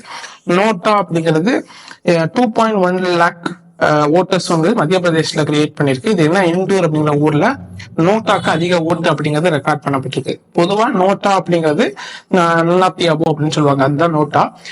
நோட்டாக்கு நீங்க ஓட்டு போட்டா ஒரு கன்ஃபியூஷன் இருக்கு. நோட்டாக்கு நீங்க ஓட்டு போட்டீங்கன்னா அதுல இருந்து நம்மளுக்கு கலெக்டர் தான் ஆட்சி பண்ணுவாரு அப்படிங்கிற ஒரு கன்ஃபியூஷன்ஸ் எல்லாம் இருக்கு. அதெல்லாம் கிடையாது. இப்போ ஒரு உதாரணத்துக்கு நான் சொல்றேன். இப்ப நான் எலெக்ஷன்ல நிக்கிறேன் அப்படின்னு வச்சுக்கோங்க, நான் தான் எலெக்ஷன்ல நிக்கிறேன் அப்படின்னு வச்சுக்கோங்க. இப்ப நான் வந்து எனக்கு வந்து ஊர் மக்கள் யாருக்குமே என்ன பிடிக்கல அப்படின்னு வச்சுப்போம். ஊர் மக்கள் எல்லாருமே நோட்டாக்கி போடுறாங்க. நான் மட்டும் எனக்குன்னு ஒரு ஓட்டு இருக்குல்ல, அந்த ஓட்டை வந்து எனக்கு போடுறேன் அப்படின்னு வச்சுக்கோங்க. இப்ப யார் ஜெயிச்சாங்கன்னா நான் தான் ஜெயிச்சேன். ஸோ இதுதான் இந்த நோட்டாவோட இது. நோட்டாக்கு போறதும்னா போடாத இருக்கிறதும் ஒண்ணுதான். பட் என்னன்னா அது ஒரு எதிர்ப்பை தெரிவிக்கிற மாதிரி இருக்கும். ஸோ எலெக்ஷன்ஸே எங்களுக்கு பிடிக்கல அப்படிங்கிற மாதிரி ஒரு பிம்பத்தை கிரியேட் பண்றதுக்காக அதை யூஸ் பண்றாங்க. ஸோ இது ஒரு வகையில நல்ல விஷயம் தான். சரி, அடுத்தது பாத்தீங்கன்னா removal of Rajya Sabha chairperson. Rajya Sabha chairperson யாருன்னா நம்மளோட வைஸ் பிரசிடென்ட் ரிமூவ் பண்றதுக்காக என்னன்னா ஆப்போசிஷன் இது ஏன் நியூஸ்ல இருக்குன்னா ஆப்போசிஷன் பார்ட்டிஸ் எல்லாமே வந்து இந்த ராஜ்யசபா சேர்மன் எங்களுக்கு பிடிக்கல அப்படின்னு சொல்லிட்டு ராஜ்யசபால வந்து கொண்டு வந்தாங்க. ராஜ்யசபானா மாநிலங்களவை அப்படின்னு சொல்லுவாங்க. இந்த மாநிலங்களவையில கொண்டு வந்தாங்க. அது வந்து ஒரு பெரிய பேசுக்கொள்ளாச்சு. பொதுவா நீங்க வந்து ஒரு வைஸ் பிரசிடென்ட்டை ரிமூவ் பண்ணணும் அப்படின்னா எங்க கொண்டு வரணும்னு பாத்தீங்கன்னா ஃபர்ஸ்ட் இனிஷியலா எங்க ஸ்டார்ட் பண்ணணும் அப்படின்னா நீங்க ராஜ்யசபால மட்டும்தான் ஸ்டார்ட் பண்ண முடியும். ராஜ்யசபா அப்படின்னா மாநிலங்களவையில மட்டும்தான் ஸ்டார்ட் பண்ண முடியும், மக்களவையில ஸ்டார்ட் பண்ண முடியாது. இதுதான் ரொம்ப ரொம்ப முக்கியம். ராஜ்யசபா ஒன்லி. சரிங்களா. அதுக்கு அடுத்தது வந்து அங்க வந்து எவ்வளவு ஓட்டுல ஜெயிக்கணும் பாத்தீங்கன்னா ஸ்பெஷல் மெஜாரிட்டினா 2/3 ஓட்டுங்கிறது வாங்கணும். அதுக்கப்புறம் வந்து ராஜ்யசபால இருந்து என்ன ஆகும்னா லோக்சபாக்கு போகும். லோக்சபாக்கு போனீங்கன்னா எவ்வளவுனா நீங்க 1/2 சிம்பிள் மெஜாரிட்டிலேயே நம்ம ஜெயிச்சிடலாம். சரிங்களா. இப்படிதான் ஓட்டு நடக்கும். அப்படி இதுலயும் 2/3 ஓட்டு வாங்கி இதுலயும் 1/2 ஓட்டு வாங்கிட்டாங்க அப்படின்னா வைஸ் பிரசிடென்ட் அப்படிங்கிறவங்க ரிமூவ் பண்ணப்படுவாங்க. இதுல வந்து இன்னொரு விஷயமும் நீங்க தெரிஞ்சு வச்சுக்கணும். இப்போ இந்தியால பிரசிடென்ட் அப்படிங்கிறவங்க இறந்து போயிட்டாங்க அப்படின்னா யாரு அடுத்த பிரசிடென்டா இருப்பாங்கன்னா வைஸ் பிரசிடென்ட் தான் இருப்பாங்க அப்படிங்கிறது எல்லாத்துக்கும் சொல்லாமலே தெரியும். ஆனா அவங்க எவ்வளவு மாசம் வரைக்கும் இருக்க முடியும்னா 6 மாசம் தான் இருக்க முடியும். சரி, அதுக்கப்புறம் அவங்களுக்கு திருப்பி பிரசிடென்ட்டுக்கு எலெக்ஷன் நடத்தணும். அதுவே யூஎஸ் எடுத்துக்கிட்டீங்கன்னா இப்போ டொனால்டு ட்ரம்ப் இறந்து போயிட்டாரு அப்படின்னா அதோட வைஸ் பிரசிடென்ட் யாரு ஜேடி வான்ஸ், அவர் தான் அடுத்த பிரசிடென்டா இருப்பாரு. அவர் அந்த 4 வருஷம் முடியும். அவங்க இங்க 5 வருஷம், இங்க 5 வருஷம், அங்க 4 வருஷம், அங்க 4 வருஷம் முடியும் வரைக்கும் யார் இருப்பாங்கன்னா ஜேடி வான்ஸ் தான் இருப்பாரு. இதுதான் இங்கேயும் அவங்களோட வித்தியாசங்கள். இதை தெரிஞ்சு வச்சுக்கோங்க. சரி, இதுல வந்து என்னென்ன ஆர்டிகல்ஸ் எல்லாம் பார்க்கணும் அப்படின்னா article 63 office of vice president, article 64 ex office chairman of Rajya Sabha, article 65 acting president, article 61 of vice president, article 67 இதுல வந்து ரொம்ப முக்கியத்துவம் படுது, பார்த்து வச்சுக்கோங்க. ஸோ இது ரிலேட்டடா எல்லா பிடிஎஃப்ஸுமே நான் வந்து டிஸ்கிரிப்ஷன்ல கொடுக்குறேன், போய் பார்த்து இதை யூஸ் பண்ணிக்கோங்க. சரிங்களா. அடுத்தது புதுசா 5 கிளாசிக்கல் லாங்குவேஜ இன்ட்ரோடியூஸ் பண்ணியிருக்காங்க. இந்த கிளாசிக்கல் லாங்குவேஜ் அப்படின்னா என்னன்னா இந்த செம்மொழி அப்படின்னு சொல்லுவாங்கல்ல, இந்த செம்மொழி 5 லாங்குவேஜ், அதாவது எழுதவும் நல்லா இலக்கணங்கள்லாம் இருக்கிற மாதிரி ஒரு மொழியா இருக்கும். இதுல வந்து பேசவும் நல்ல இனிமையான மொழிகளா இருக்கும். அதான் செம்மொழிகள் அப்படின்னு சொல்லுவாங்க. அந்த செம்மொழியில முதல்ல வந்த செம்மொழி அப்படின்னு கேட்டீங்கன்னா அது தமிழ் தான். தமிழ் தான் முதல்ல கொண்டு வந்த செம்மொழியா 2004 அறிவிச்சிருப்பாங்க. அதுக்கப்புறம் சான்ஸ்கிரிட் அறிவிச்சிருப்பாங்க 2005, தெலுங்கு 2008, கன்னடம் 2008, மலையாளம் 2013, அப்புறம் ஒடியா 2014. இதெல்லாம் தான் செம்மொழிகளா இருக்கு. ஹிந்தி இதுல இல்ல, நல்லா நோட் பண்ணி வச்சுக்கோங்க. Hindi is not a classical language. சரிங்களா. ரொம்ப முக்கியமான ஒரு இதுல வந்து இப்ப ரீசெண்டா புது 5 லாங்குவேஜா கொண்டு வந்திருக்காங்க. அது என்னன்னா ஒண்ணு மராத்தி, மகாராஷ்டிரால பாலி, பிராகிருத், அசாமி, பெங்காலி, இந்த 5 லாங்குவேஜையுமே கொண்டு வந்திருக்காங்க. ஸோ இது எல்லாத்தையுமே பார்த்து வச்சுக்கோங்க. அடுத்தது வக்ஃப் அமெண்ட்மெண்ட் ஆக்ட், அதுங்கிறது நியூஸ்ல வந்திருக்கும், எல்லாரும் கேள்விப்பட்டிருப்பீங்க. இந்த வக்ஃப் அமெண்ட்மெண்ட் ஆக்டை பத்தி பேர் வந்து மாத்திட்டாங்க. Unified Waqf management empowerment efficiency and development act 1995 மாத்திருக்காங்க. இதுல என்னன்னா நான் முஸ்லிம்ஸையுமே போர்டுல கொண்டு வரலாம் அப்படிங்கிறதுதான் பிரச்சனை. இதுல ஒரு பெரிய பேசு பொருளா இருக்கு. வக்ஃப் போர்டுல முன்னாடி எப்படி இருக்க முடியும்னு பாத்தீங்கன்னா நீங்க முஸ்லீமா இருந்தாதான் இந்த வக்ஃப் போர்டு அப்படின்னு சொல்லுவாங்க. வக்ஃப் போர்டு அப்படின்னா என்னன்னா இந்த முஸ்லிம்ஸ்க்கான லேண்ட் எல்லாம் பாதுகாக்கிறதுக்கான ஒரு அமைப்பு தான் இந்த வக்ஃப் அப்படிங்கிற மசூதியா இருக்கட்டும், பள்ளிகளா இருக்கலாம், இல்ல ஹாஸ்பிட்டல்ஸா இருக்கலாம், இது எல்லாத்தையுமே முஸ்லிம்ஸுக்கு தானமா கொடுத்திருப்பாங்க. வக்ஃப் போர்டுக்கு தானமா கொடுத்திருப்பாங்க. அதாவது ஹிந்து அறநிலையத்துறை மாதிரி ஒரு போர்டு தான். சரிங்களா. ஹிந்து அறநிலையத்துறையில ஹிந்துஸ் மட்டும் தான் இருக்க முடியும். நீங்க பாத்துருப்பீங்க, எக்ஸாம்ல எழுதும் போதெல்லாம் பாத்துருப்பீங்க. இப்போ அதே மாதிரி முஸ்லிம்ஸ்கோட இந்த வக்ஃப் போர்ட்லயும் யார் இருக்க முடியும் பாத்தீங்கன்னா முஸ்லிம்ஸ் தான் இருக்க முடியும். ஆனா இப்ப என்ன புதுசா ரீசன்ட் சேஞ்ச் கொண்டு வந்திருக்காங்க அப்படின்னா நான் முஸ்லிம்ஸையுமே கொண்டு வரலாம் அப்படிங்கறது கொண்டு வந்திருக்காங்க. விமென்ஸ் முன்னாடி வந்து கம்பல்சரி கிடையாது, விமென்ஸ் வேணும்னா இருந்துக்கலாம். ஆனா இப்போ விமென்ஸை கம்பல்சரியா 2 முஸ்லீம் விமென்ஸை சேர்க்கணும் அப்படின்னு சொல்லியிருக்காங்க. டிஸ்ட்ரிக்ட் முன்னாடி ஒரு சர்வே ஆபீசர் மாதிரி இருப்பாரு, சர்வே கமிஷனர் மாதிரி இருப்பாரு, அவர் தான் எல்லாத்தையும் மெயின்டைன் பண்ணுவாரு. இப்ப என்ன பண்ணிருக்காங்க, டிஸ்ட்ரிக்ட் கலெக்டர் தான் அதுக்கு வந்து பார்க்கணும் அப்படின்னு சொல்லியிருப்பாங்க. சர்வே ஆபீசர்ங்கிறது வக்ஃப் போர்டுக்கு சாதகமா பண்ணுவாரு. இப்ப டிஸ்ட்ரிக்ட் கலெக்டர் அரசுக்கு சாதகமா தான் இருப்பாரு. இப்போ முக்காவாசி வக்ஃப் ப்ராப்பர்ட்டி யார் கேப்சர் பண்ணியிருப்பாங்கன்னு பாத்தீங்கன்னா கவர்மெண்ட் தான் கேப்சர் பண்ணியிருக்காங்க அப்படிங்கிறது அவங்களோட இஷ்யூ. அப்போ கவர்மெண்ட் ஆபீசரே கவர்மெண்ட்டுக்கு எதிராக பண்ணுவாரான்னு கேட்டா கிடையாது. அதான் இவங்க கான்ட்ரவர்சியா இருக்கு. டிஸ்ட்ரிக்ட் கலெக்டர் தான் இப்போ வக்ஃப் போர்டோட சர்வே ஆபீசரா இருக்காரு. அதே மாதிரி ஒர்க் பை யூசர் அப்படிங்கிற சொல்லுவாங்க. ஒர்க் பை யூசர் அப்படிங்கிற கேட்டகரியை தூக்கிட்டாங்க. இதை பத்தி நம்ம டீட்டெயிலா ஒரு வீடியோ போட்டிருக்கோம், பார்க்காதவங்க போய் பாருங்க. ஒர்க் பை யூசர் அப்படிங்கிற கேட்டகரியை தூக்கிட்டாங்க. அப்புறம் ட்ரைபுனல், இதுக்கு முன்னாடி வரைக்கும் ஒர்க் போர்டு என்ன சொல்லுதோ அதுதான். வக்ஃபுக்கு ஒரு ட்ரைபுனல் இருக்கும். ட்ரைபுனல்னா தீர்ப்பாணையம் அப்படின்னு சொல்லுவாங்க. அந்த தீர்ப்பாணையம் என்ன சொல்லுதோ அதுதான் ஃபைனல் அப்படிங்கிற மாதிரி இருந்துச்சு. அதை இப்ப என்ன பண்ணிட்டாங்க அப்படின்னா ஹைகோர்ட்டுக்கு அப்பீல் போலாம் அப்படிங்கிறத சொல்லியிருக்காங்க. இதுக்கும் அதுக்கும் உள்ள வித்தியாசம். இதுல எல்லா விஷயங்களையும் நான் கொடுத்துட்டோம். இதுல எல்லாம் இன்னொன்று ஆன்லைன்ல எல்லாத்தையுமே இதுக்கு முன்னாடி வரைக்கும் சும்மா ஆன்லைன் ஆடிட்டிங்கிறது கிடையாது. இப்போ ஆன்லைன்ல கண்டிப்பா கொடுக்கணும் அப்படிங்கிறதையும் சொல்லியிருக்காங்க. என்ன டிஃபரன்ஸ் இருக்கும் அப்படிங்கறது நான் கொடுத்துருக்கேன். அதே மாதிரி 5 வருஷம் முஸ்லிம்ஸா இருந்தா மட்டும்தான் அவங்க தானமா கொடுக்க முடியும். ஒரு முஸ்லீம் இதுக்கு தானமா கொடுக்க முடியும். சும்மா நாளைக்கு முஸ்லீமா மாறிட்டு நீங்க தானமும் எந்த பொருளையும் கொடுக்க முடியாது அப்படிங்கிறதும் இதுல முக்கியத்துவம் வாய்ந்தது. நம்ம ஹைகோர்ட்டுக்கு அப்பீல் போகலாம் அப்படின்னு சொல்லியிருக்கேன். அது 90 நாளுக்குள்ள போகணும். அப்படி இல்லைன்னா தீர்ப்பாணையம் சொன்னதான் ஃபைனல். ஸோ இதுதான் இதோட வித்தியாசங்கள். இது என்னென்ன இருக்கு டீட்டெயில்ஸ் இருக்கிறது நம்ம பிடிஎஃப்ல கொடுக்குறோம், பார்த்து வச்சுக்கோங்க. அடுத்தது தமிழ்நாடு கவர்மெண்ட்டுக்கும் தமிழ்நாடு கவர்னருக்கும் பஞ்சாயத்துங்கிறது தீராத பஞ்சாயத்தா இருக்கு. அதுல வந்து இப்போ ரீசெண்டா வந்து சுப்ரீம் கோர்ட் வந்து என்ன பண்ணிருக்காங்க, ஒரு நறுக்குன்னு பொட்டு கூட வச்சுட்டாங்க அப்படின்னு கூட நிறைய இடத்துல சொன்னாங்க. சரிங்களா, அந்த மாதிரி ஒரு தீர்ப்பு தான் Tamil Nadu government governor. Tamil Nadu government வந்து நிறைய மசோதாக்களை கவர்னருக்கு அனுப்பிடும், கவர்னர் ஒன்னும் அதை கண்டுக்க மாட்டாரு. அப்படின்னா நான் பிரசிடென்ட் கொடுக்குறேன், பிடிக்கல அப்படின்னு சொல்லிட்டே இருப்பாரு. ஸோ அது ரிலேட்டடானதான். இதுல வந்து என்ன ஆர்டிகல்ஸ்லாம் முக்கியம்னா article 200 is very very important. Article 200 படிதான் கவர்னர் ஒன் வந்து அசன்ட் அப்படின்னா கையெழுத்து போடலாம், வித்தவுட் அசன்ட்னா அப்படியே வச்சுக்கலாம். அதாவது கையெழுத்து போடாம நாங்க வந்து என்ன பண்றோம் அப்படின்னா ஒரு இதுக்காக வித்ஹோல்ட்னா ரிஜெக்ட் பண்றது மாதிரி தான். பட் என்ன சொல்றது அப்படின்னா நான் வந்து அப்படியே பாக்கெட்லயே போட்டு வச்சுக்கிற மாதிரி வச்சுக்கோங்க. அப்ப ரிட்டர்ன் த பில்ல வந்து ரிட்டர்ன் பண்ணுவாரு, எனக்கு இது பிடிக்கல, இதை மாத்தி கொடுங்க அப்படிங்கிற மாதிரி கேட்கறது. இதுல தான் இந்த ஆர்டிகல் 200 கொடுத்துருக்காங்க. இதுல வந்து ஆர்டிகல் 163ங்கிறது ரொம்ப ரொம்ப முக்கியத்துவம் வாய்ந்தது. என்னன்னா ஒரு CM plus council of ministers என்ன சொல்றாங்க, அதாவது முதலமைச்சர் அது அவங்க கூட இருக்கிற அமைச்சர்கள் அவங்க என்ன சொல்றாங்க அப்படிங்கிறது தான் கவர்னர் கண்டிப்பாக கேட்டாகணும் அப்படிங்கிறது ஆர்டிகல் 163 சொல்லியிருக்காங்க. இப்ப தெளிவா இப்ப அவங்க வந்து அதுக்கு அகேன்ஸ்டா எதுவுமே பண்ணக்கூடாது அப்படிங்கிறது தெளிவா ஆர்டிகல் 163 கொடுத்துருக்காங்க. சோ அது ரொம்ப முக்கியம். ஆர்டிகல் 201 அப்படிங்கிறது எதுனா இதே தான், இந்த நம்ம ரிசர்வ் த பில்லுன்னு சொன்னோம்ல, இது வந்து என்னன்னா பிரசிடென்ட்டுக்கு கவர்னர் வந்து என்ன பண்ணுவாருன்னா பிரசிடென்ட்டுக்கு அனுப்பிவிடுவார். இந்த பிரசிடென்ட்டுக்கு அனுப்பி விடுறாங்க அப்படின்னா ஒரு பில்லை நீங்க வந்து அனுப்புறீங்க, ஒரு மசோதாவை நிறைவேற்றி கவர்னருக்கு அனுப்புறாங்க அப்படின்னா கவர்னர் என்ன பண்ணணும், அதை வந்து பிரசிடென்ட்டுக்கு அனுப்பணும். பிரசிடென்ட்டுக்கு அனுப்பணும் என்னென்ன கேசஸ் எல்லாம் அனுப்பணும் பாத்தீங்கன்னா, ஒருவேளை அது வந்து இந்தியன் கான்ஸ்டிடியூஷனுக்கு அகேன்ஸ்டா இருக்கு, இல்லாட்டி நம்ம டிபிஎஸ்பி நம்ம பார்த்தோம்ல அரசுக்கு வழிகாட்டும் நெறிமுறைகள் அதுக்கு அகேன்ஸ்டா இருக்கு, இல்லாட்டி நிறைய மக்களுக்கு எதிராக இருக்கு, இல்ல நேஷனல் இம்பார்ட்டன்ஸா இருக்கு, இல்லாட்டி ஒரு லேண்டை கம்பல்சரியா வாங்குறாங்க, ஒரு ஆக்கிரமிப்பு பண்றாங்க கவர்மெண்ட் வந்து, இது ஆர்டிகல் 31 கம்பல்சரி அக்விசிஷன் ஆஃப் ப்ராப்பர்ட்டிங்கிற மாதிரி இதெல்லாம் வாங்குறாங்க, அந்த மாதிரி ப்ராப்ளம்ஸ் எல்லாம் கிரியேட் ஆகுது அப்படின்னா இதெல்லாம் ரொம்ப முக்கியம் வாய்ந்த இது. அந்த விஷயத்துக்குலாம் மட்டும்தான் பிரசிடென்ட், சும்மா எல்லா விஷயத்துக்கும் எனக்கு பிரசிடென்ட் நீங்க எதுக்கு இருக்கீங்கன்னு கேட்டுவாங்க. சோ அதுக்காக தான் இந்த முக்கியமான விஷயங்களுக்கு மட்டும் பிரசிடென்ட்டுக்கு அனுப்பணும் அப்படிங்கிறது ஆர்டிகல் 201 தெளிவா கொடுத்திருப்பாங்க. இதுதான் ஆர்டிகல் 200 and 201 ரொம்ப முக்கியமானது. இப்ப ரீசெண்டா என்னன்னா ஆர்டிகல் 142 அப்படிங்கிறது ரொம்ப முக்கியமா இருக்கு. ஏன்னா இதை யூஸ் பண்ணிதான் சுப்ரீம் கோர்ட் வந்து கவர்னரை கேள்வி கேட்டிருக்காங்க. ஆர்டிகல் 142 என்ன சொல்லுவாங்க, நியூக்ளியர் மிசைல் அப்படின்னு சொல்லுவாங்க.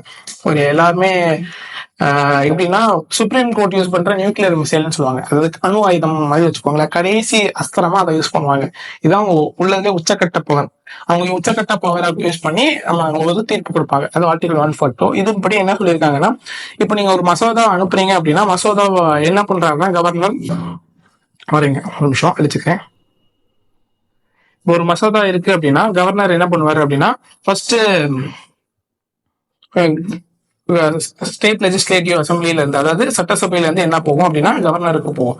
கவர்னர் அதை என்ன பண்ணுவாருன்னா இந்த பாக்கெட்லயே போட்டு வச்சு பாக்கெட் வீட்டோ அப்படின்னு சொல்லுவாங்க.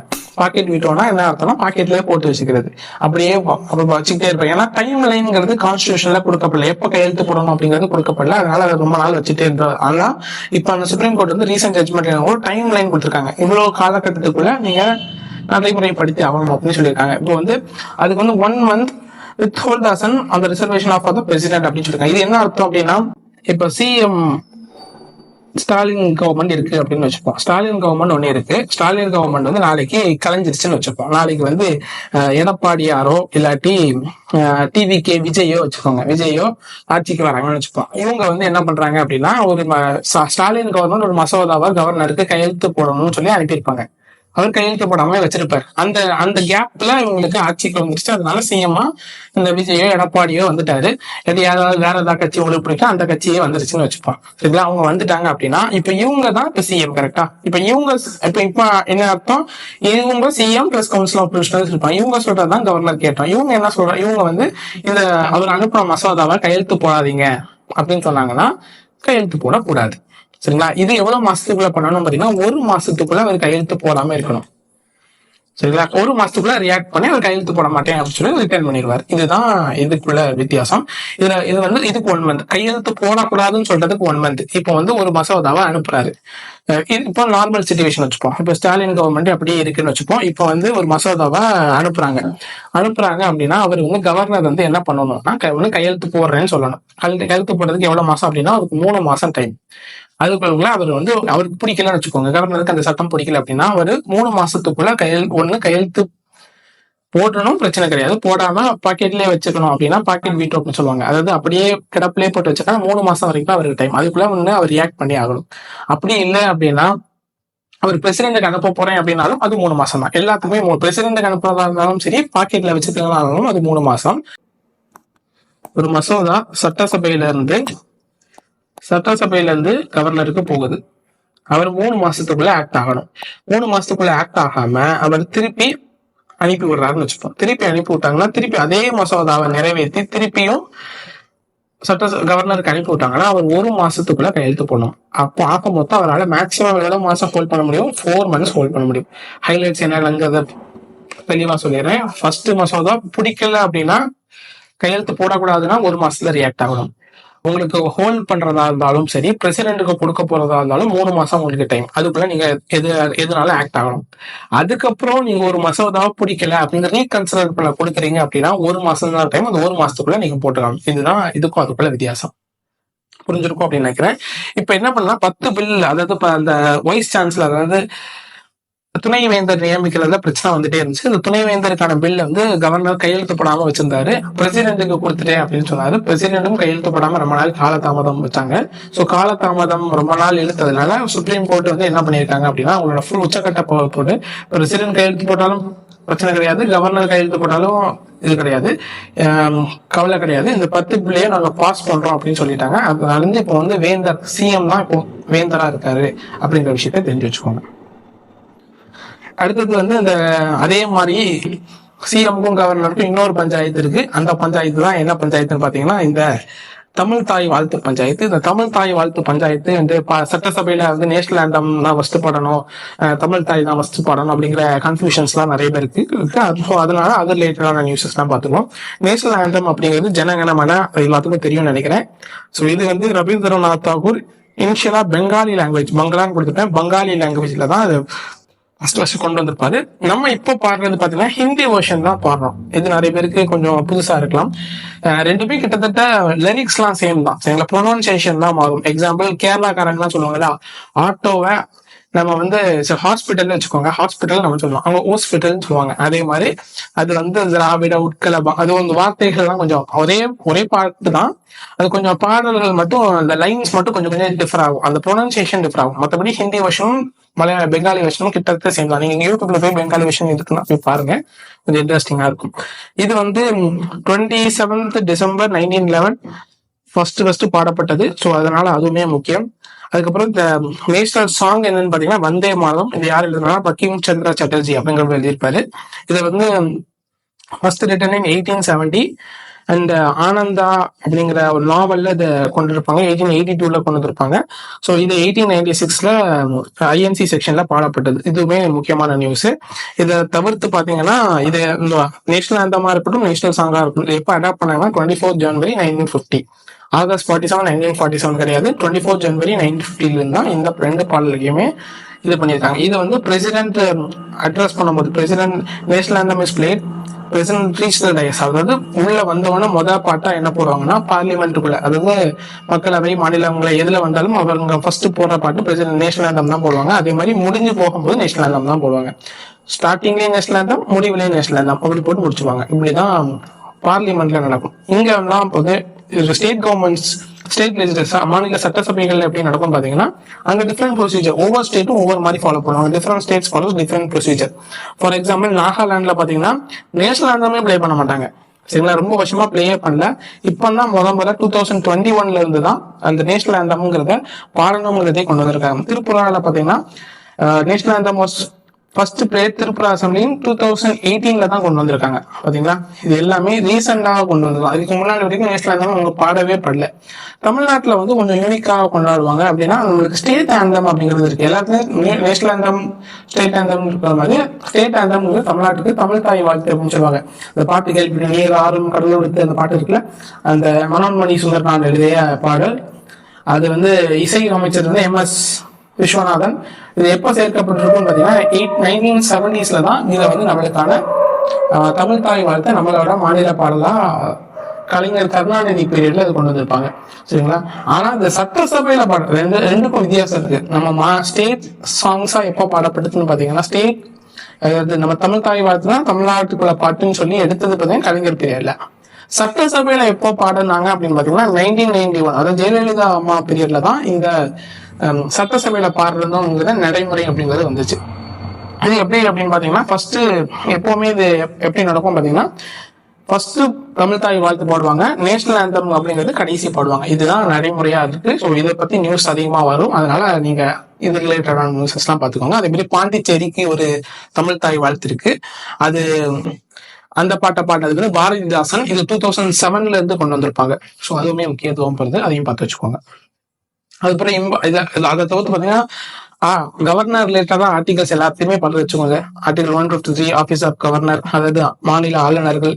154 அவரோட பவர், அப்பாயின்மெண்ட்ஸ், டேர்ம்.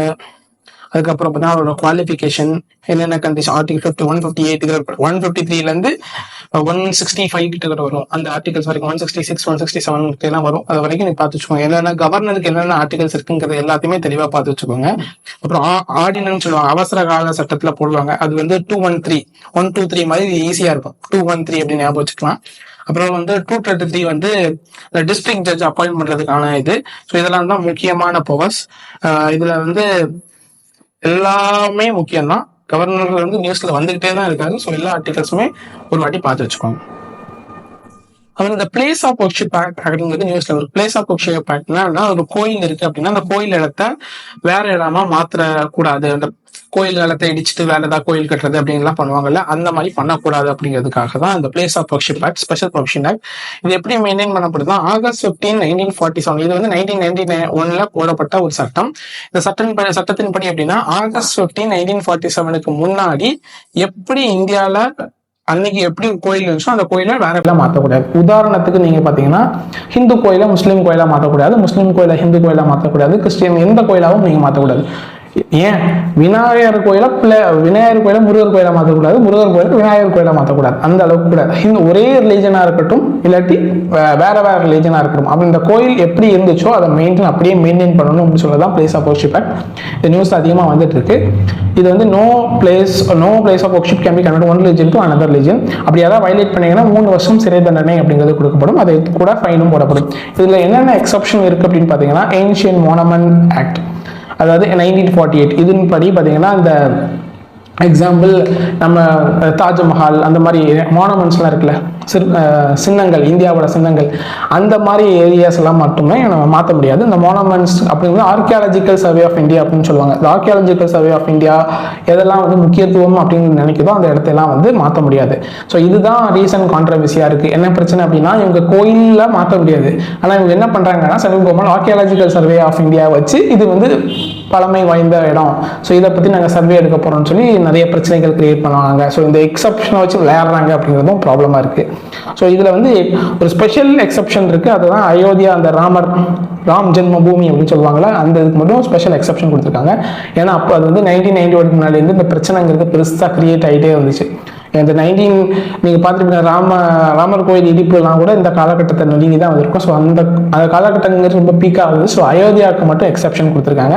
இதை நிறைய பேர் வந்து வேறு கோயில்களுக்கும் கேட்டுட்டு இருக்காங்க. ஸோ இது அப்படியே மெயின்டைன் பண்ணவா நல்லாயிருக்கும். ஏன்னா பழைய காலத்தில் அது கட்டினாங்க அப்படின்னா ஒரு காலத்தில் நாங்கள் மரத்தை கும்பிட்டுருந்தோம், அந்த மரத்தை இடிச்சுட்டு தான் இந்த கோயில் கட்டிட்டீங்க, நாங்கள் சென்டிமெண்ட் அஃபண்ட் ஆனாங்கன்னா எல்லாத்துக்குமே அஃபண்ட் ஆகிட்டே இருக்கலாம். ஸோ இது அப்படியே மெயின்டைன் பண்ணுறது தான் இது. இதில் வந்து நிறைய பேர் வந்து என்ன கேஸ் போட்டிருக்காங்க அப்படின்னா இந்த August 15, 1947 ஏன் வச்சிங்க, அதுக்கு வேறு ஏதாவது டேட் வச்சிருக்கலாம்ல அப்படின்னு கேட்குறாங்க. நான் சென்ட்ரல் கவர்மெண்ட் என்ன சொல்கிறாங்க ரிப்ளை பண்ணுறாங்க அப்படின்னா, ஏன்னா அதான் ஒரு கட் ஆஃப் டேட்டாக இருக்கணும், அதை நம்பி தான் நிறைய பேர் நம்ம இந்தியா செக்குலர் கண்ட்ரி நம்பி நிறைய பேர் வந்திருப்பாங்க. ஸோ அதை தான் ஆகஸ்ட் 15, 1947 வச்சிருக்கோம் அப்படிங்கிற மாதிரி சொல்கிறாங்க. டீலிமிட்டேஷன் கமிஷன் அப்படிங்கிற தொகுதி சீரமைப்பு அப்படின்னு சொல்லுவாங்க. இந்த தொகுதி இப்போ 543 தொகுதி இருக்குது தெரியுங்களா, அந்த 2 ஆங்கிலோ இந்தியன் தொகுதியை தூக்கிட்டாங்க. ஸோ 543 தொகுதி இருக்குது. இந்த 543 தொகுதிக்கான எம்பி சீட்ஸ் இப்போ தமிழ்நாட்டுக்கு பார்த்தீங்கன்னா 39 எம்பி சீட்ஸ் இருக்குது. யூபிக்கு பார்த்தீங்கன்னா 80 எம்பி சீட்ஸ் இருக்குது. இந்த தொகுதியெலாம் இது பண்ணுறாங்கல்ல, இது வந்து எதன் அடிப்படையில், எந்த சென்சஸ் அடிப்படையிலன்னு பார்த்தீங்கன்னா 1971 சென்சஸ் அடிப்படையில் தான் பண்ணுறாங்க. ஆனால் இதில் இருக்க இந்த SC ST ரிசர்வேஷன் அப்படின்னு சொல்லுவாங்க, அந்த ஸ்பெஷல் தொகுதிகள் இருக்கும், அந்த ரிசர்வேஷனுக்கானது பார்த்தீங்கன்னா 2001 சென்சஸ் அடிப்படையில் பண்ணப்படுது. நம்மளுக்கு இதில் கன்ஃபியூஷன் வரலாம். 2011 சென்சஸ் கிடையாது, 1971 சென்சஸ் அடிப்படையில் தொகுதி சீரமைப்பு பண்ணியிருக்காங்க. இதை பற்றி டீட்டெயிலாக நான் வீடியோவும் போட்டிருக்கேன், தெரியாதவங்க வேணால் போய் பார்த்துக்கோங்க. அப்புறம் ரீசன்ட் கான்ஸ்டியூஷன் அமெண்ட்மெண்ட் ஆக்ட், இப்போ ரீசெண்டாக கொண்டு வந்த அமெண்ட்மெண்ட் ஆக்ட்ஸை மட்டும் பார்க்க போகிறோம். இதில் வந்து 100 கொடுத்துருக்கேன். 99th constitution amendment ஆக்டுமே முக்கியமானதான். இது என்னென்னா NJAC அப்படின்னு சொல்லுவாங்க, நேஷனல் ஜுடிஷியல் அப்பாயின்மெண்ட் கமிஷன். அதாவது IAS IPS சரி UPSC இருக்கு, union public service commission, SSC state staff service commission, அந்த மாதிரி ஜட்ஜையுமே ஒரு எக்ஸாம் மூலமாக எடுக்கலாம் அப்படிங்கிறது தான் இந்த NJAC அப்படிங்கிறது கொண்டு வந்தாங்க. பட் அதை வந்து சுப்ரீம் கோர்ட் வந்து இது வந்து அன்கான்ஸ்டியூஷனல்னு சொல்லி இதை கேன்சல் பண்ணிட்டாங்க. ஸோ இதுவுமே முக்கியமானது, இதையுமே பார்த்து வச்சுக்கோங்க. அதை தவிர்த்து பார்த்தீங்கன்னா இப்போ இது கிடையாது, அதனால நம்ம இதை பற்றி பார்க்க தேவையில்லை. 100th constitution amendment act, land boundaries of India Bangladesh கேரளில் எப்போவுமே பிரச்சனை இருக்கும். ஏன்னா ஒரு ஆறு தான் பவுண்டரியாக இருக்கும். ஸோ அந்த ஆறுங்கிறது ஆறோட ஃப்ளோங்கிறது மாறிக்கிட்டே இருக்கும், அதனால ப்ராப்ளம்ஸ் இருந்துச்சு. ஸோ அதனால இந்த லேண்ட் பவுண்டரி ப்ராப்ளம்ஸுக்காக இந்தியா பங்களாதேஷ் கேரளில் போடப்பட்டதான். 101 மொய் வச்ச மாதிரி இருக்கும், அதான் GST. அப்புறம் 102 வந்து நேஷனல் கமிஷன் ஃபார் பேக்வர்ட் கிளாஸ்க்கான, அது OBC BC OBCன்னு BCங்கிறது ஸ்டேட் கவர்மெண்ட் சொல்லுவாங்க, OBCங்கிறது சென்ட்ரல் லெவலில் சொல்கிறது. 103 வந்து EWS ரிசர்வேஷன் கேள்விப்பட்டிருப்பீங்க, இந்த 10% இடஒதுக்கீடு அப்படிங்கிறது கொடுத்துருப்பாங்க, அதுக்கான ரிசர்வேஷன். 104 அப்படிங்கிறது SC STக்கு வந்து லோக்சபாவில் வந்து ரிசர்வேஷன் அப்படிங்கிறது கொடுத்துருக்காங்க. எல்லா இடத்துலையும் இந்த ரிசர்வேஷனுங்கிறது நான் சொன்னல அந்த டீலிமிட்டேஷன் கமிஷன் படி 2001 சென்சஸ் அடிப்படையில் SC STக்கு ரிசர்வேஷன் கொடுத்துருப்பாங்கன்னு சொல்லுவாங்க. அந்த SC ST ரிசர்வேஷன் சட்டசபையில் வேணுமா வேண்டாமா அப்படிங்கிறது இருக்குது. ஸோ அதுக்கு வந்து 10 வருஷம் இன்னும் கொஞ்சம் எக்ஸ்டெண்ட் பண்ணியிருப்பாங்க. 70 வருஷம் முன்னாடி இருந்துச்சு, இது கூட ஒரு 10 வருஷம் இன்க்ரீஸ் பண்ணியிருக்காங்க. அதே மாதிரி ஆங்கிலோ இந்தியாவுக்கான ரிசர்வேஷனை தூக்கிட்டாங்க. அதான் நம்ம பார்த்துருப்போம். ரிசர்வேஷன் வேணுமா வேண்டாமாங்கிறது டிபேட்டபிளாக 10 வருஷத்துக்கு பார்த்துக்கிட்டே இருப்பாங்க. ஸோ ஒவ்வொரு 10 வருஷத்துக்கும் ஒரு இது போட்டு அமெண்ட்மெண்ட் ஆக்ட் போட்டு அதை எக்ஸ்டெண்ட் பண்ணிகிட்டே இருக்காங்க. அப்படி பண்ணதான் 104. 105 வந்து ஸ்டேட் கவர்மெண்ட்டுக்கு பவர் கொடுத்துருக்காங்க. எக்ஸாம்பிள் வந்து முன்னாடி வந்து இப்போ ஒரு கேஸ்ட்டை வந்து எப்படி சொல்கிறது, இவங்க வந்து யாரெல்லாம் வந்து OBC யாரெல்லாம் BC அப்படிங்கிறத டிக்ளேர் பண்ணணும் அப்படின்னா, அவங்கள வந்து பேக்வர்ட் கிளாஸ் அப்படிங்கிறத டிக்ளேர் பண்ணணும் அப்படின்னா சென்ட்ரல் கவர்மெண்ட்டுக்கு மட்டும் தான் பவர் இருந்துச்சு.